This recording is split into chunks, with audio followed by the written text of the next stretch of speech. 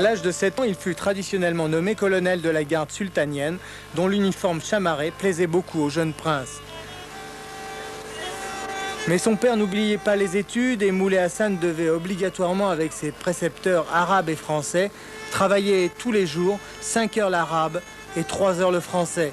Un français qui parlait, paraît-il, couramment dès l'âge de 3 ans.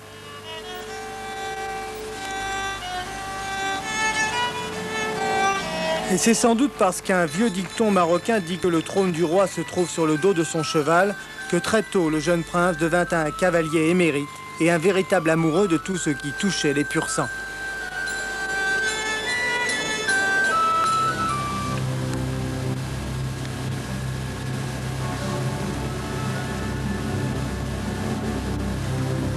Mohamed V voulut très vite que le prince fût à ses côtés lors des manifestations officielles, comme en 1943 lors de la conférence d'Anfa qui réunit à Casablanca pour la première fois Churchill, Roosevelt et De Gaulle à la recherche d'un plan de paix pour la fin du conflit mondial. Le protectorat français ne voulait pas que Moulay Hassan fût désigné par le titre de prince héritier. L'entreprise fut sans succès puisque le Maroc tout entier avait depuis longtemps désigné ainsi le prince lors de la prière du vendredi. C'est au moment où les rapports entre le palais et le résident français étaient des plus mauvais que fut organisé un voyage en France à l'invitation de Vincent Auriol. Et c'est lors du séjour à Bordeaux que le prince héritier reçut son premier diplôme d'étudiant en droit. Maurice Duverger, qui lui fit passer ses examens à la faculté de droit, se souvient.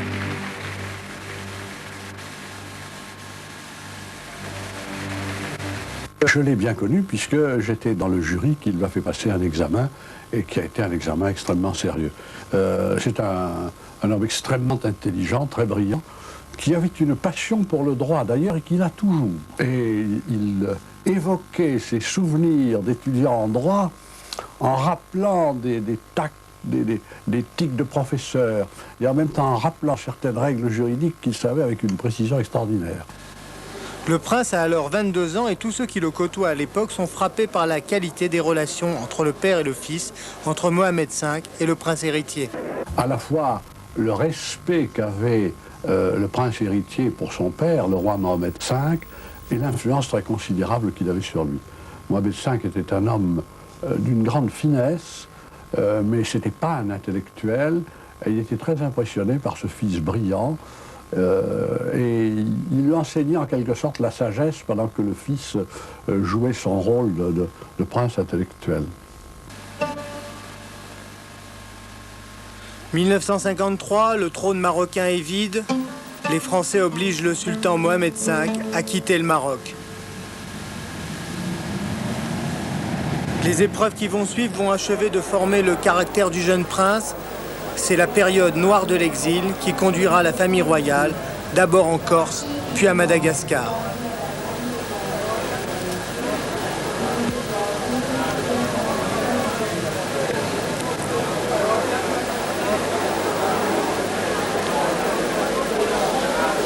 Le général Guillaume, proconsul français au Maroc, avait fait l'erreur de penser que l'éloignement du roi mettrait fin aux troubles qui agitaient le pays. Il n'en fut rien. Et en 1955, le gouvernement français recule et fait revenir Mohamed V d'exil.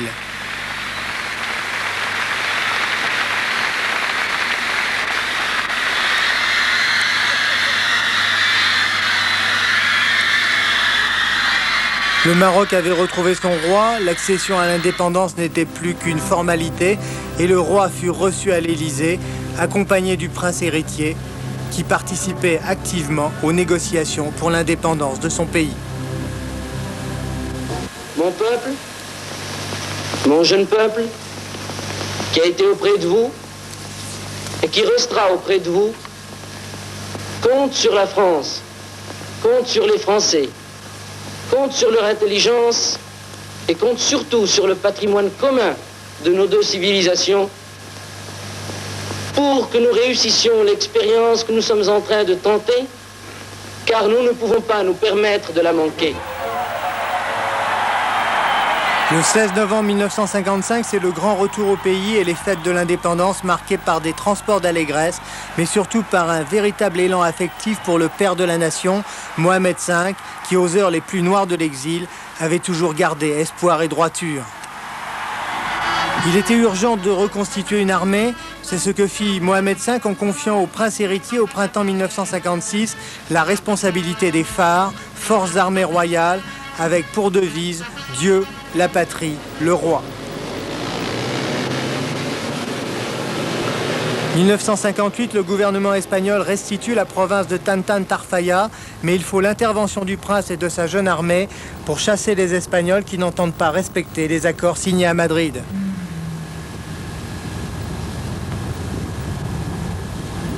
« 1er mars 1960, nouvelle épreuve pour la toute jeune nation marocaine, c'est le terrible tremblement de terre d'Agadir qui fait au moins 15 000 morts.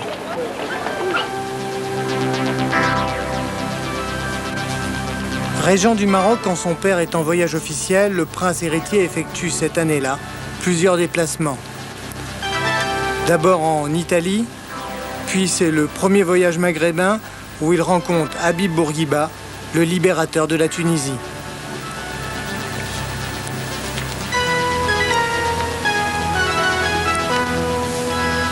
Voyage à Paris et visite à l'Élysée où il s'entretient avec le général de Gaulle qui avait décoré son père Mohamed V de l'ordre de compagnon de la Libération.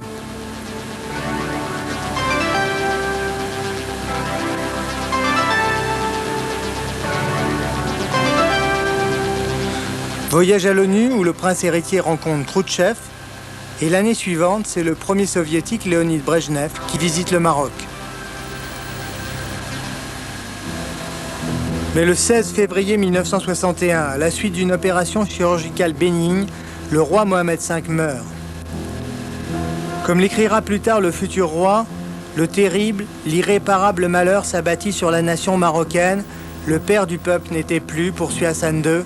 Nous avions perdu celui qui nous avait donné plus que la vie, la raison de vivre.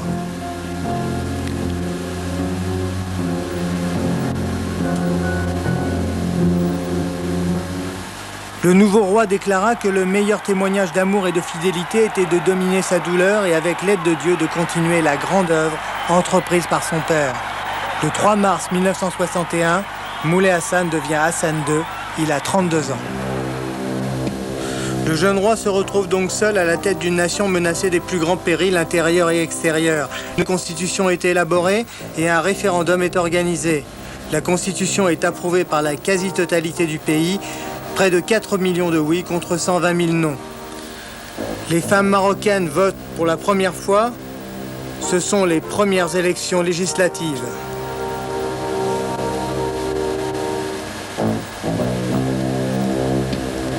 Et l'installation du premier parlement marocain, inauguré en grande pompe par le roi.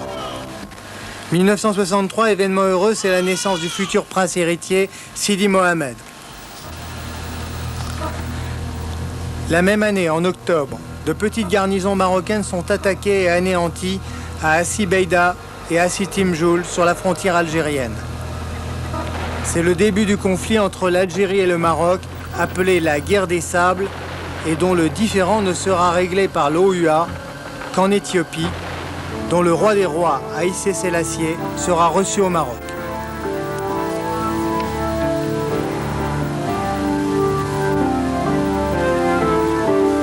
Puis ce sont les visites officielles de Chou Enlai et de Bourguiba, suivies d'une grande visite royale en France de Hassan II.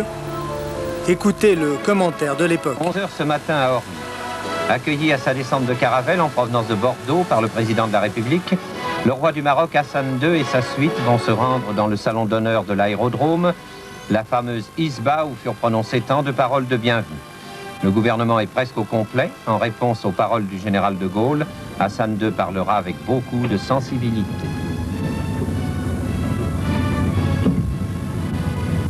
Sire, en accueillant officiellement à Paris votre Majesté, je tiens à vous dire quel prix nous attachons à votre visite. Sans doute entre pour beaucoup dans ces sentiments les multiples souvenirs qui, à travers tous les changements qui procèdent de l'évolution, attachent la France au Maroc depuis beaucoup de siècles, et surtout dans celui-ci. Vous savez en particulier à quel point nous est chère et respectée la mémoire de votre illustre père, le roi Mohamed V, et combien vous-même êtes chez nous honoré et populaire. Ici, vous êtes, sire, par excellence, le bienvenu. Vive le Maroc!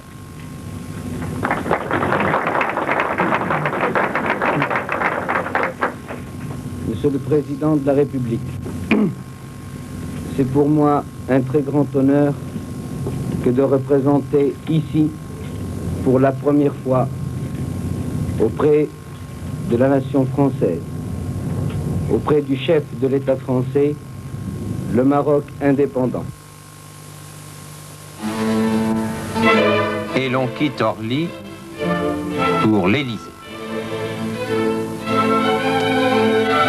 L'Élysée où un premier entretien en tête-à-tête des deux chefs d'État doit avoir lieu.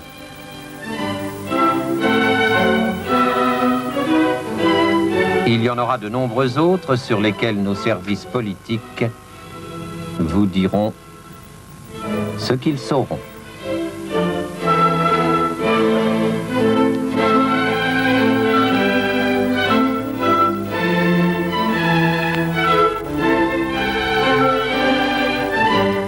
Une photo de fin de premier entretien dégourdit quelque peu les jambes des photographes en attente et permettent à tous de se faire voir et en même temps de prendre quelques repos avant la cérémonie suivante.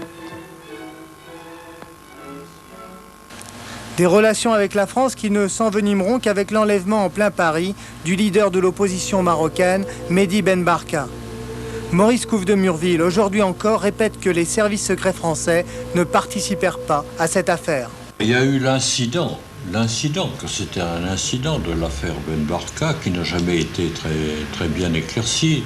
Ben Barka était un opposant au roi du Maroc dans son pays. Et évidemment, il était, disons, mal considéré par les autorités marocaines. Alors, en France un jour, je crois que c'était en 65, il a disparu. Il était en séjour à Paris, il a disparu et manifestement il a été enlevé.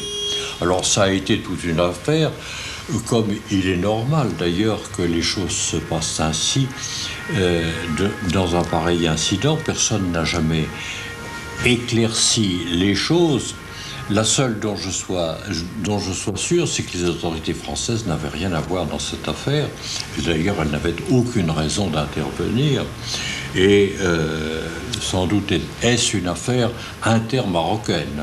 Je ne crois pas qu'il soit possible d'en dire davantage. Même l'aide ou le coup de main qu'aurait donné d'ex-policiers... Vous savez, on raconte toujours des histoires sur les services spéciaux.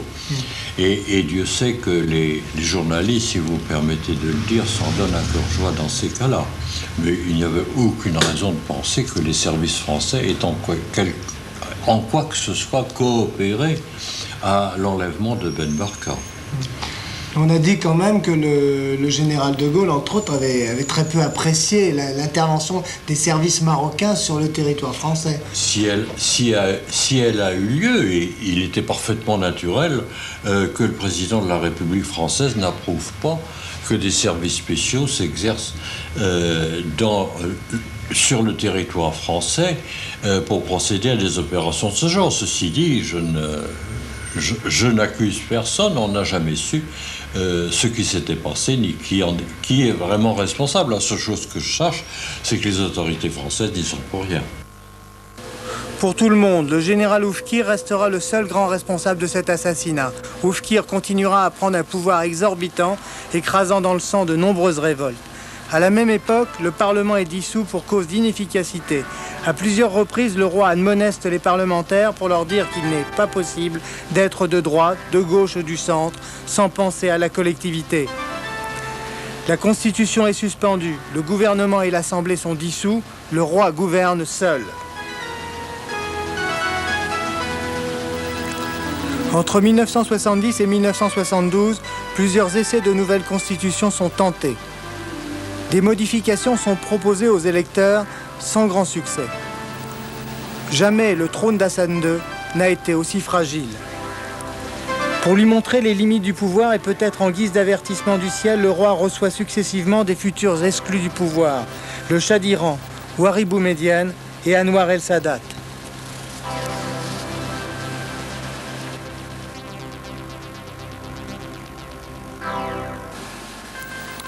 Enfin, le super avertissement de Skhirat le 10 juillet 1971, jour du 42e anniversaire d'Hassan II, le palais royal d'été est attaqué par les cadets de l'école militaire d'Air Moumou.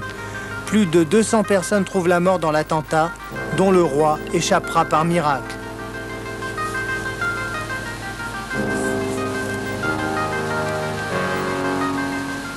Cet homme se forme. Comment il se forme? Par l'épreuve. On peut dire que avant l'épreuve, et l'épreuve c'est quoi? Ce sont les premiers attentats qui vont succéder. Il y en a une quantité de connus ou d'inconnus. Plus encore d'inconnus que de connus. Skhirat, 70, c'est la tuerie. La tuerie dont il ne réchappe que par miracle et par une scène miraculeuse. Chose importante, comment il en sort? En réunissant les gens, les cadets qui voulaient l'assassiner et en leur faisant faire la prière. Il est inadmissible que vous ayez fait de l'armée royale ce que vous en faites maintenant. Cela est indigne et non conforme à ce que j'attendais de vous. Immédiatement, quelques-uns se mirent à pleurer et nous avons récité la Fatiha, qui est la première sourate du Coran. Et je dois dire qu'à partir de ce moment-là, ça a été le dernier épisode, l'épisode du dénouement, qui a fait que j'ai pu récupérer tous les officiers qui étaient prisonniers et les expédier dans les différentes régions ou les différents services du royaume. Tout de suite, il sent le poids de la tradition et de l'islam dans son pays. Vous savez que son titre, auquel il a droit ou pas, c'est très discuté, c'est commandeur des croyants. Bon, est-ce que c'est un nom reconnu? Les Saoudiens ne reconnaissent pas. Mais enfin, il est commandeur des croyants pour les siens. Il les fait s'agenouiller, ils font la prière. Coup de génie, coup d'inspiration. Second attentat, l'avion, dans lequel, là aussi, c'est vraiment un miracle, au sens littéral du mot, d'en sortir. Tout est fait pour qu'il disparaisse. Après ça, il croit à deux choses. Comme quand on sort d'un attentat. Il croit à sa baraka, ça veut dire Dieu est avec moi, mais il croit aussi que les attentats sont possibles. Donc il croit qu'il a à prendre en main, qu'il faut inventer quelque chose pour faire l'unanimité de son pays. Il y a des forces politiques diverses, il s'oriente, il croit pouvoir s'orienter vers une monarchie constitutionnelle. Il fait une constitution. Ça marche pas. En fait, ça marche pas tout à fait bien. Seules les difficultés inhérentes aux divisions intérieures font qu'il les exploite avec une science du gouvernement digne de Machiavel. Et puis arrive le second coup de génie, après la prière c'est le second, c'est la marche verte, 75. Le 16 octobre 1975, à la question « Le Sahara était-il terre sans maître ?» la Cour internationale de la Haye répond non. Existait-il des liens juridiques entre le Sahara et le Maroc? Oui, répond la Cour, il existait des liens d'allégeance avec la couronne chérifienne. Aussitôt, fort de ces réponses, le roi Hassan II déclenche la marche verte. C'est le coup de génie qui réconcilie toute la nation marocaine derrière son roi. Coup d'autant plus génial que la marche se veut pacifique.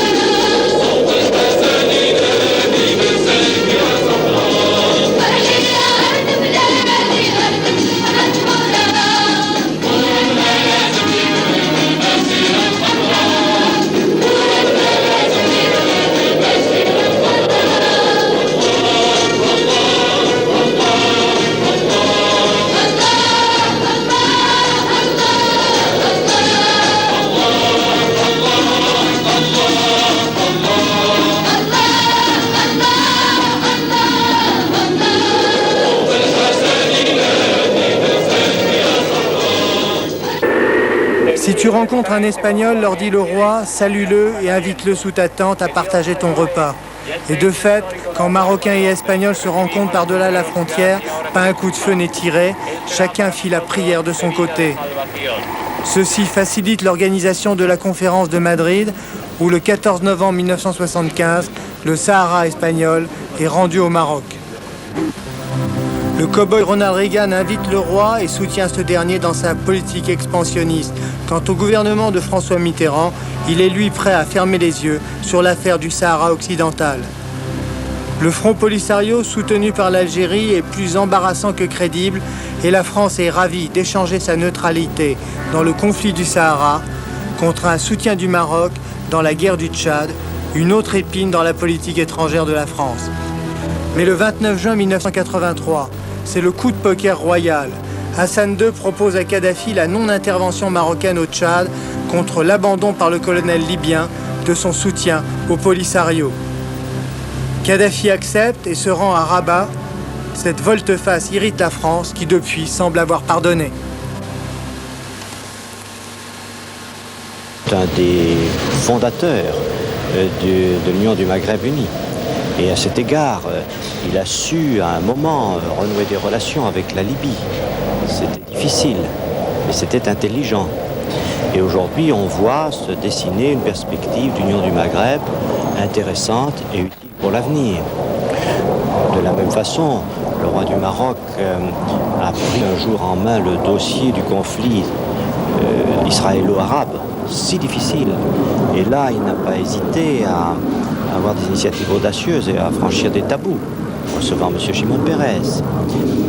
Plus récemment encore, le roi du Maroc est à l'origine, avec le président Chadli et avec le roi d'Arabie Saoudite, il est à l'origine de la mise en place du comité tripartite qui s'occupe du Liban et qui a une action très, très forte et que nous soutenons de toute notre énergie. Ces exemples qui pourraient être multipliés donnent la mesure. C'est des exemples positifs. Alors au niveau du Tchad et du Polisario, la France n'a pas toujours été d'accord, vraiment. Oui, mais je constate qu'avec le temps, les choses progressent, que le roi du Maroc, dans des affaires très compliquées comme celle que vous évoquez, du Tchad et du Polisario, a su gérer ce temps, prendre la mesure des difficultés et petit à petit s'acheminer vers des solutions qui sont des solutions positives et qui nous conviennent. Nous n'avons pas encore atteint le but. C'est dans la bonne direction. Hassan II jouera les précurseurs dans le règlement du conflit israélo-arabe, en appuyant par exemple en sous-main la venue de Yasser Arafat à la tribune de l'ONU. Puis après avoir soutenu les tentatives de paix du président Sadat et les accords de Camp David sans pour autant approuver le voyage à Jérusalem, il contribuera à isoler les extrémistes de l'Organisation de libération de la Palestine. Il forcera ainsi Yasser Arafat à accepter de s'asseoir à la table des négociations. Une table où se jouent des parties de poker diplomatiques où le roi Hassan II a, comme par hasard, toujours les meilleures cartes en main. De fait, les embrassades de façade devant les caméras cachent bien des dissensions entre l'homme au kéfier et le commandeur des croyants, mais l'OLP se veut rassurante et elle parle aujourd'hui d'une voix plus que mesurée.